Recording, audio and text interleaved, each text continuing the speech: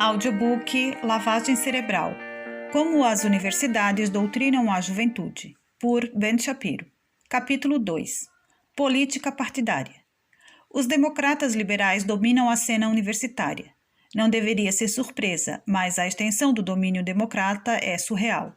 A porcentagem de democratas ensinando no sistema universitário se assemelha ao número de comunistas no governo cubano. Para revisarmos, 84% dos professores votaram em Al Gore para presidente nas eleições de 2000. Apenas 9% votaram em George W. Bush, enquanto 57% dos professores identificaram-se democratas. Somente 3% disseram-se republicanos. A enorme quantidade de 79% dos professores afirmou que as políticas de George W. Bush eram, entre aspas, conservadoras demais. Dos 78 professores de ciências políticas nas universidades do estado do Colorado, 45 são oficialmente democratas, enquanto apenas 9 republicanos. Na instituição Williams College, apenas 4 dos 200 professores declararam-se republicanos. Na Brown University, os que se declararam democratas superaram os republicanos por, respectivamente, 54-3. Na Berkeley, 59-7. Na Stanford, 151-17.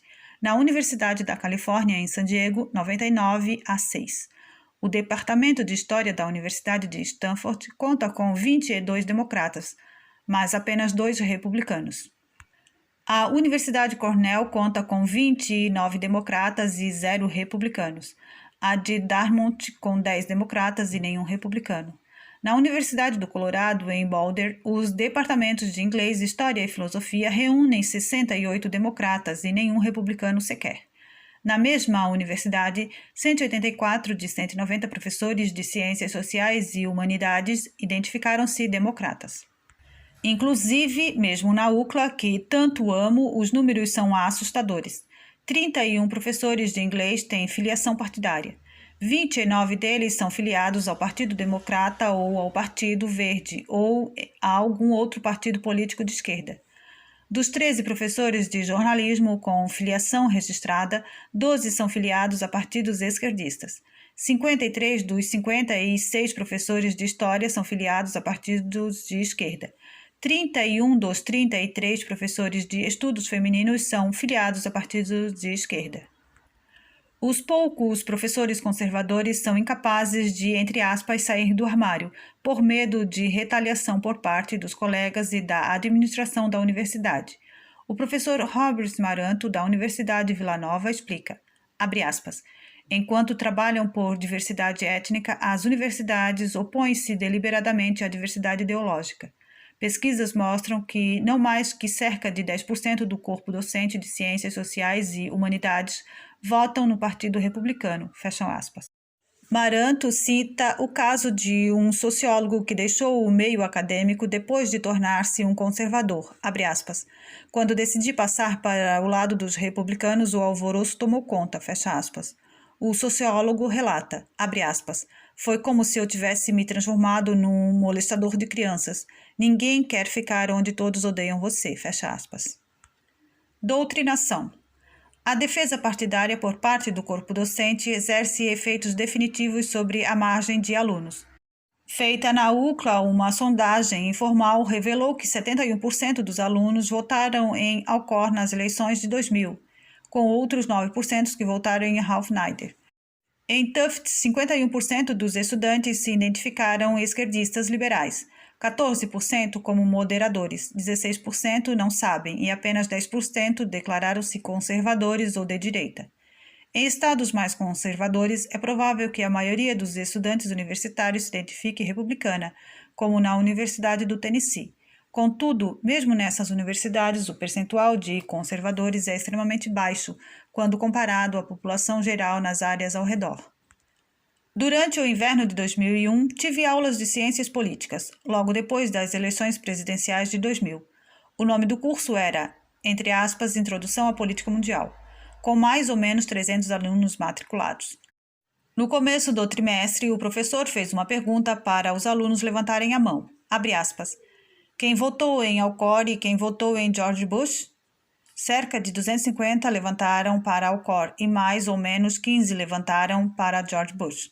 Também levantei minha mão, embora eu tivesse apenas 17 anos. Naquele momento percebi que Bush precisava de todo o apoio possível naquela sala de aula. O professor então perguntou, abre aspas, quem considerou o processo eleitoral justo? Cerca de 15 alunos, incluindo eu, levantaram a mão. O professor finalmente perguntou, abre aspas, se Alcor tivesse vencido as eleições, quem aqui a teria considerado justa? Dessa vez, quase todos levantaram a mão. Opinião típica do círculo eleitoral democrata. O sistema só funciona se o meu partido ganha. Os democratas que administram as universidades não separam a política do ensino, nem um pouco. Na verdade, a agenda do Partido Democrata mostra muito bem o tipo de material que os professores enfiam goela abaixo em suas audiências cativas. Abre aspas, presidente escolhido a dedo, fecha aspas, George W. Bush. Logo após as eleições presidenciais de 2000, professores universitários começaram a retratar George Bush como um presidente ilegítimo, entre aspas, escolhido a dedo, vomitando toda a narrativa já esperada sobre a alegada estupidez e o analfabetismo de Bush. O legado da democracia havia sido destruído pelo enorme embuste que foi a eleição do então presidente. Robert Watson, professor de inglês da UCLA, escreveu um artigo para o The Librarian uma semana antes da posse de George W. Bush. Texto brutal, cínico e absolutamente escandaloso. Abre aspas. Não podemos impedir sua posse, Watson escreveu, mas também não podemos deixá-lo achando que merece a posição, fecha aspas. Watson inventou denúncias acusando a campanha de Bush de intimidação das massas e fraude do sistema jurídico. Então, Watson jogou a cartada racial, afirmando que Bush havia conseguido sua gloriosa posição porque privou sistematicamente as minorias raciais e caçou do povo seus direitos iguais de voto. Bush arrancou a maioria conservadora republicana da Suprema Corte dos Estados Unidos para passar por cima da lei estatal. Os porta-vozes de Bush eram homens de desonestidade intelectual, indiferença ética e feiura espiritual. Fecha aspas. E John Ashcroft, procurador-geral, carregava o histórico perpétuo de posição contra os negros e é contra a justiça social.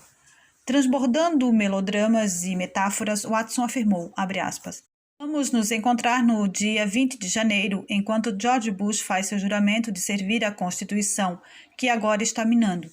Para, talvez por valor simbólico, cada um de nós segurar uma vela e de um lado queimar pedaços de papel dizendo voto secreto e democracia, e do outro verdade e igualdade. Watson, no entanto, não para por aí com seu protesto de um homem só. Ele promoveu um encontro de aproximadamente 30 pessoas na noite da posse de Bush. Abre aspas, algo verdadeiramente escandaloso e destrutivo aconteceu, e os partidários de Bush, cínicos que são, esperavam que todo mundo fosse se esquecer disso. Aos que desejam resistir, considero importante nos conscientizarmos de que não estamos sozinhos. Juntos podemos entender melhor a situação e discutir meios de diminuir os estragos, fecha aspas, declarou o professor e especialista político. Watson então trouxe sua esposa em público. Soluçando, ela choramingou, abre aspas, eu não acredito em Deus. Para mim, a Constituição e a Declaração de Independência são as narrativas que ditam como o mundo deveria funcionar, e o que aconteceu na última eleição destruiu tudo isso, fecha aspas. Ela não tem Deus, ela não tem a Constituição, ela não tem mundo, ela não tem cérebro. Mitchell Baum, professor de Ciências Políticas na UCLA, disse que as eleições de 2000, entre aspas, esticaram a legitimidade. Thomas Cronin, presidente da Whitman College, e Michael A. Genovese, professor de Ciências Políticas na Universidade de Loyola Marymount, disse que Bush enfrentou perguntas constrangedoras sobre se tem ou não a moral suficiente para ser presidente. O 11 de setembro respondeu a essas perguntas de forma definitiva. Richard Falk, professor de Princeton, chamou a decisão da Suprema Corte de dúbia, beirando o escândalo, aparentemente inconsciente com a visão conservadora de federalismo e de forma suspeita ligada à promoção de um resultado político partidário. Outro professor de Princeton, Stanley Katz, concordou, abre aspas, o que a Suprema Corte decidiu, no fim, foi que devemos ser governados por John Ashcroft, Donald T. Humphreys e Richard Cheney, Isso deveria relembrar os democratas do quanto está em risco na política presidencial e de que o partidarismo político é o nome da vez. Fecha aspas. Gwendolyn Mink, professor na Universidade da Califórnia em Santa Cruz, declarou, abre aspas, a Suprema Corte não só fraudou as eleições de 2000, mas também transformou nossa ordem constitucional, fecha aspas. Ouvir esses professores falando faz o cidadão pensar que a Suprema Corte é repleta de neofascistas, que se divertem queimando a bandeira americana. Bush é um presidente legítimo e não tem gravitas. John Ashcroft é um intolerante. A Suprema Corte é motivada por favoritismo e políticas partidárias. Graças a Deus que os professores universitários estão aqui para salvar a América de pessoas tão podres. Entre aspas, impostos para os ricos. Uma das caricaturas favoritas e mais usadas por parte dos professores universitários é o famoso argumento anti-republicano. Abre aspas, impostos para os ricos, fecha aspas. De acordo com eles, os ricos não merecem o próprio dinheiro. Pelo contrário, o pobre é que merece o dinheiro do rico. Portanto, o governo deveria tomar a fortuna dos ricos mediante altos impostos e dar aos pobres. Se determinada estrutura administrativa não consegue tomar dinheiro suficiente do rico ou lhe retorna a tributação, essa administração é maligna e odeia o pobre. Logo, o corte de impostos beneficia unicamente os ricos. O argumento em torno do, entre aspas, corte de impostos para os ricos é totalmente ilusório. Para começo de conversa, a maioria daqueles que a esquerda classifica como, entre aspas, ricos, não está nadando no dinheiro. Minha família provavelmente seria classificada como rica se baseada na renda conjunta dos meus pais, mas ambos pagam escolas particular para 3 filhos e arcam com hipoteca e despesas comuns. Bom, eu ainda estou esperando meu mordomo chamado Alfred cair do céu. E, de acordo com alguns, minha mãe, esforçada produtora executiva de televisão, e meu pai, escritor e compositor, deveria pagar quase 50% do que ganham para o governo. Por quê? Para apoiar agendas socialistas que desencorajam o trabalho duro e incentivam a dependência do governo. Não há como negar que o corte de impostos retorna dinheiro para o rico, mas isso porque ele é que paga a maior parte. O corte de impostos fornece dinheiro para a classe de alta renda, mas ela não pega esse valor e simplesmente o guarda debaixo do colchão. Seus integrantes usam as finanças para começar novos negócios. Eles investem no mercado de ações, geram empregos e renda para as classes mais baixas. Não de acordo com os professores universitários, é claro. Menos de 10% dos professores apoiam o plano de impostos de Bush. E apenas 3% do corpo docente titular o veem com bons olhos. Mary Corey, professora de História na UCLA, considera incômoda qualquer, entre aspas, taxa permanente de impostos menores. Incômoda? Uma dor de dente é incômoda. Corte de impostos é requisito mínimo para uma economia saudável. Lynn Vaverick, professora na UCLA, considera confusos aqueles que, entre aspas, querem ajudar os pobres, mas também projetam impostos mais baixos. Bom, até onde sei, a diminuição de impostos não só deixa de prejudicar, como também ajuda, e muito os pobres. Grosso modo, se o povo tem mais dinheiro para gastar, logo tem mais condições de gerar indústria, abrir empresas, aquecer o mercado e etc. Consequência, mais emprego para os desempregados e mais capital para os empreendedores. Quando Ronald Reagan buscou cortar impostos durante seu governo, a mediana da renda familiar e por domicílio, além da renda domiciliar média, todas aumentaram de 1982 a 1989. A taxa de desemprego diminuiu para 4,3%. E Vaverick diz que a diminuição de impostos é prejudicial para o pobre? Joel Blau, professor na Universidade Estadual de Nova York, em Stony Brook, afirmou, abre aspas, ao invés de um conservadorismo compassivo e de movimentações a fim de não deixar nenhum americano para trás, enfrentamos uma proposta que atende ao segmento mais rico da população, fecha aspas. Agora uma pergunta. Se o segmento mais rico da população não tem dinheiro, quem gera emprego para os mais pobres? O governo? Existe um nome para essa filosofia econômica: comunismo. Ellen Frank, professora na Emmanuel College, concordou com Blau. Abre aspas. Se esse corte de impostos passar, o Congresso terá conseguido usar o excedente da Previdência Social e a receita pública do sistema de saúde para financiar o corte de impostos em favor dos mais ricos. Fecha aspas. Palavras que não passam de estrume. O corte de impostos executado por Bush incluiu impostos por todo o país, não só para o rico. E, novamente, por que tantos ataques contra o fato de ricos retendo mais do próprio dinheiro? David Eckau, professor de economia na Universidade da Califórnia em Santa Cruz, diz que o plano de impostos de Bush, abre aspas, serviria não para estimular a economia e aumentar o investimento como anunciado, mas, pelo contrário, agravaria ainda mais a injustiça que é abundante na nação, fecha aspas.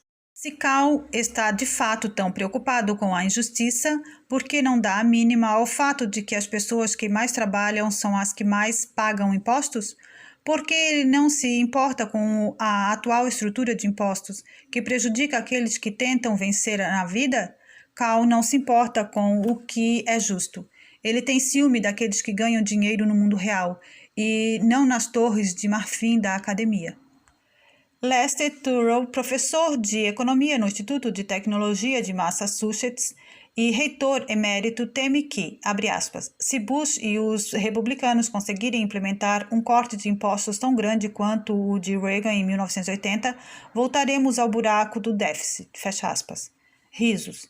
3 perguntas. Primeiro, Reagan não entrou no governo após Jimmy Carter, que, na teoria, havia arruinado toda a economia? Segundo, a economia americana não experimentou o maior crescimento da história sob os cuidados de Reagan? E terceiro, por que cortar os gastos do governo não é uma alternativa viável no lugar de manter altos impostos? Escrevendo para o jornal The Librarian, Robert Watson, professor na UCLA, declara, abre aspas, é maravilhoso ver tantos Robin Hoods inversos ainda de trás das árvores para proteger das críticas os ricos e poderosos, fecha aspas. Você também sente o cheiro de inveja por aqui? Depois que Theodore Anderson, professor de economia na UCLA, confrontou o analfabetismo econômico de Watson em carta ao The Librarian, Watson retrucou. Nota. O professor Watson consegue dar aulas de vez em quando, sempre que as consegue encaixar em sua agenda de textos escritos para o jornal universitário. Watson expressou sua ira contra os políticos de direita, abre aspas, que justificam reticências, limitar serviços sociais em prol dos cortes de impostos para aqueles que já são ricos, fecha aspas. Percebe-se que o professor não entendeu nada. Serviços sociais não se limitam a corte de impostos. Em primeiro lugar, o valor dos impostos é que custeia os serviços sociais. É uma completa falsidade agir como se esse dinheiro aparecesse de forma mágica, como se cortar os impostos roubasse essa mágica e daí o entregasse aos ricos. Mas, novamente, desde quando os esquerdistas se importam com a verdade? E se você está gostando desse audiobook, deixe seu like, deixe um comentário, se inscreva no canal, compartilhe com seus amigos. Gratidão a todos.